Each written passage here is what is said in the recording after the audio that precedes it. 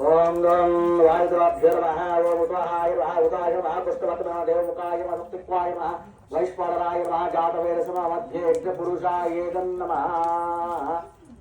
ओम गं श्री वाराही माता होमनाभ्यो नमः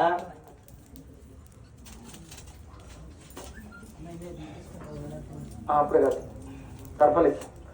ओम गं प्रागदिग्भागे दर्भानास्तिर्याः उत्तरदिग्भागे प्रागदर्भानास्तिर्याः पश्चिमदिग्भागे दर्भानास्तिर्याः प्रागदिग्भागे पश्चिम उत्तरदिग्भागे ओम दर्भानास्तिर्याः ओम गं